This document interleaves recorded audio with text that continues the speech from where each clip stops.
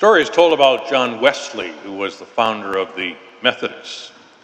It's said that he gave a three-part sermon. And the first point that he made was, get all you can. And with that, a man in the congregation who was known to be extremely frugal said, Amen.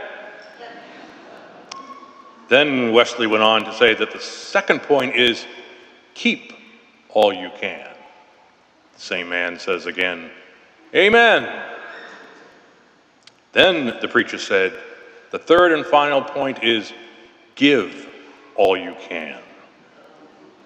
And the man in the congregation said, what a shame to spoil such a good sermon. While we don't have to give all we can in taxes, most of us would say that we pay more than enough. And taxes have been controversial for a long time, even in the time of Jesus, in the story from Matthew that we just heard. He's asked a question. Is it lawful to pay the tax or not? During the time of Jesus, this was a very controversial question. In 63 BC, Jerusalem was conquered by the Romans. And as the conquering power, they and they alone had the authority to mint money and to collect taxes. And inside the Jewish circle, there were at least two factions that took exact opposite opinion about paying the tax. The Pharisees said no tax should be paid.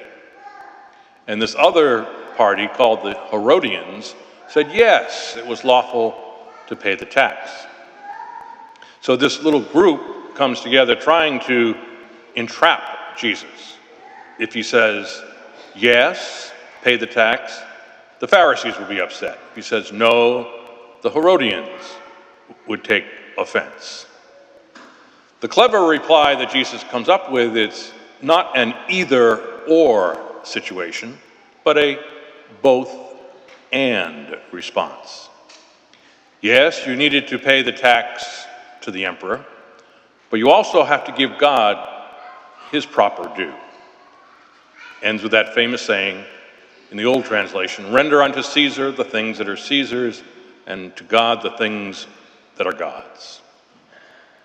How do we figure out what belongs to God? The easy answer is everything, because everything is of God's making. Easy to say, but difficult to live. We tend to live in ways that say, however unconsciously, things belong to me, or should belong to me.